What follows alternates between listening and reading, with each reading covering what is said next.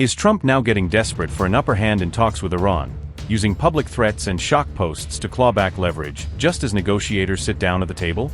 As JD Vance firefights in Swiss conference rooms to keep the deal alive, is Trump upping the ante against Mojtaba from Washington, turning quiet diplomacy into a high-risk pressure game? Just days after blasting insane Bibi over Lebanon, is Trump now issuing a fresh Hezbollah warning to Iran, trying to prove he can still be both deal-maker and hardliner at once? Could the USA itself end up violating the truce and hitting Iran again if Hezbollah and Israel keep trading fire, risking the collapse of the very peace Trump claims to be building? By throwing out a new threat to Iran, just as JD Vance promises regional calm, is Trump turning his own vice president's carefully chosen words into a bad joke on the world stage? The president has committed us to see a full regional ceasefire.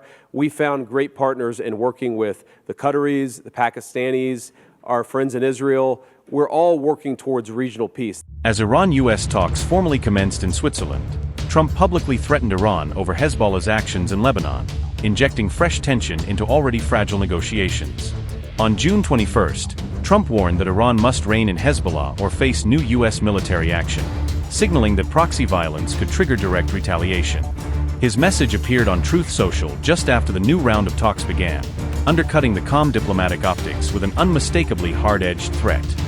Trump said, and I quote, "Iran must immediately stop their highly paid proxies in Lebanon from causing trouble. If they don't, we'll hit Iran very hard again, just like we did last week, only harder." Unquote. The warning landed just as U.S. and Iranian teams were meeting under a recent memorandum of understanding, highlighting the gap between public threats and closed-door diplomacy. Vice President JD Vance has said Trump remains committed to a broader regional truce, framing the threats as pressure meant to enforce calm rather than derail the process. Vance has described the Lebanon ceasefire as critical to any long-term Middle East settlement, stressing that without quiet on that front, no wider agreement can truly hold. Well, I'll say just a few words here. And first of all, I have some notes of appreciation. First of all, I want to thank the President of the United States, who sends his best to all the great leaders assembled here, because he's empowered us to find a diplomatic resolution to a host of issues that matter to the American people, but I think the world. The opening of the Strait of Hormuz, the ending of the Iranian nuclear program, all of these things have already been accomplished. The question before us now is how much more can we accomplish together? Can we turn over a new leaf? Can we change relations in the Middle East permanently? Or do we go back to doing things the old way, which is not our preference, but is certainly very much something that can happen. I have a few other notes of appreciation. First of all, to the Prime Minister of Pakistan. A dear friend of the President's, a dear friend of mine, a guy who has been, with his leadership and his very careful and skilled negotiation, has got us to this point. To his Field Marshal in Pakistan, Asim Munir. I will say that since Field Marshal Munir welcomed us with the Prime Minister in Islamabad, I have joked that I have two very, very important people in my life, an Indian and a Pakistani. The Indian is my wife, and the Pakistani is Field Marshal Munir. And I've probably talked to Field Marshal Munir more than I've talked to anybody else over the last 3 months. Would not be here without his statesmanship. He is, of course, a great military leader, but I think he's shown himself to be a great diplomat. And, of course, who's an amazing friend of the United States of America, but has been also an important part of getting us to this point. I think it's important for the American people, but people all over the world to appreciate that what's brought us to this moment is the President's leadership and the President's willingness to see a Middle East that is much different 10 years from now than it was 10 years ago. And what we're trying to accomplish here is very simple. Through diplomacy, through working together to transform the Middle East, where Iran and the Gulf have been at war with each other, or at least have had very unfriendly relations. Iran has been a driver of regional instability. Now we see a future where everybody can work together to promote peace and prosperity for everyone. What we have already seen back home in the United States is lower gas prices. We've seen the free flow of oil and gas. We've seen peace. And now we're trying to build on that to see if we can build something even better and more sustainable for the future. This is a historic meeting. Never before, outside of Islamabad and here, so outside the last few months, never before has the Iranian and American leadership met at such a high level. What the President has asked us to do is turn over a new leaf, to transform our relationship with the people of Iran and to extend an outstretched hand that says to the people of Iran that if your leadership is willing to give up being a driver of regional instability, if they are willing to give up nuclear weapons ambitions for the long term, then the United States is willing to fundamentally transform our relationship with that country. That is certainly our goal. We've already made great progress over just the last few hours, and I expect that we'll make additional progress in the hours to come. Thank you all.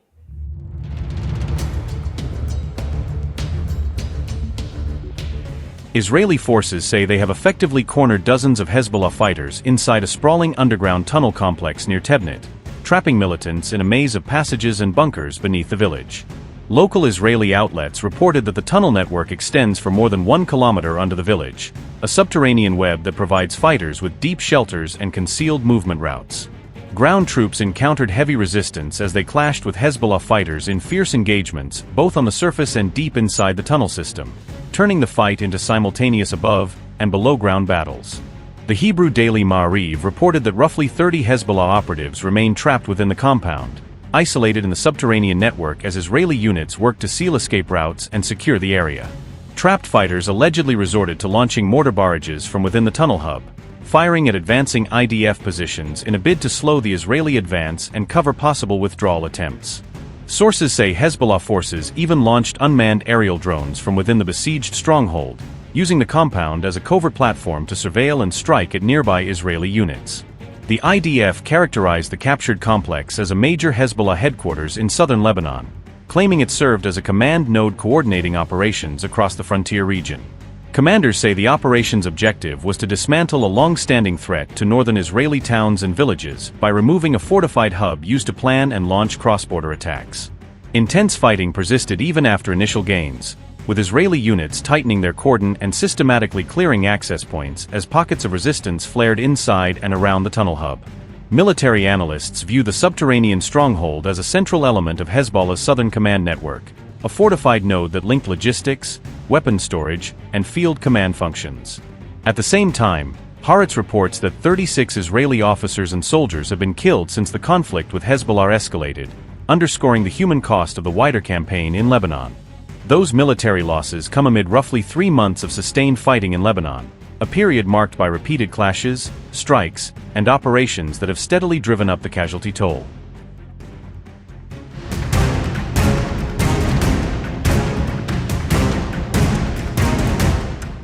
On June 20th, the IDF announced that Staff Sergeant Ni Ben Ari was killed during combat operations in southern Lebanon. His death marked the 5th reported Israeli military fatality since the ceasefire with Hezbollah came into effect. The announcement followed the deaths of 4 other Israeli soldiers in the same operational theater a day earlier. The latest casualties highlighted the persistent security threats facing Israeli forces along the Lebanon front.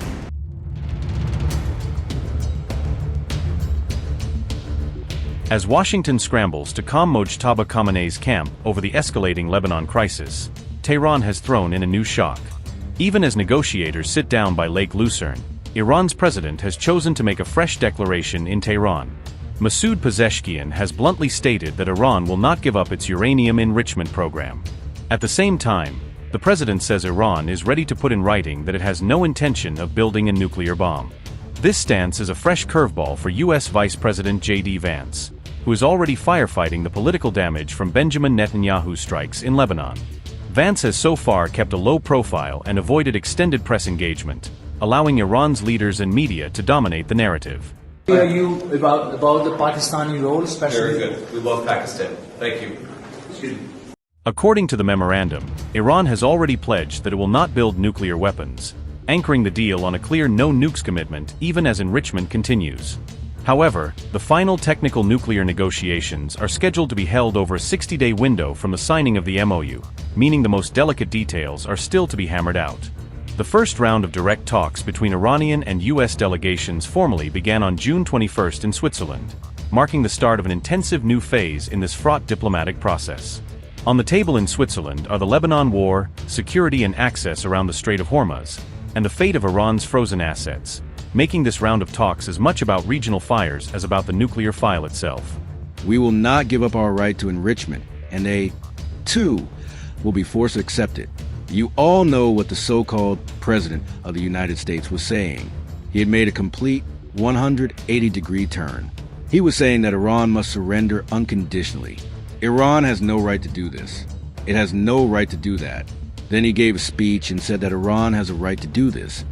It has the right to possess this. In other words, he has reversed himself by 180 degrees compared to his previous positions, and has accepted that they cannot ignore our rights. Pezeshkian referred to Donald Trump's recent remarks backing Iran's right to maintain a ballistic missile stockpile. You said you don't mind Iran having ballistic missiles. Can you elaborate on that? I want to make sure we understand this. No, I'm saying that if other countries have them, it's a little bit unfair for them not to have some. A ballistic missile is not the same thing as what we're talking about when we talk nuclear. But if Saudi Arabia and Qatar and they all have some, I would say in relative proportion, I think it's okay. That's what I mean.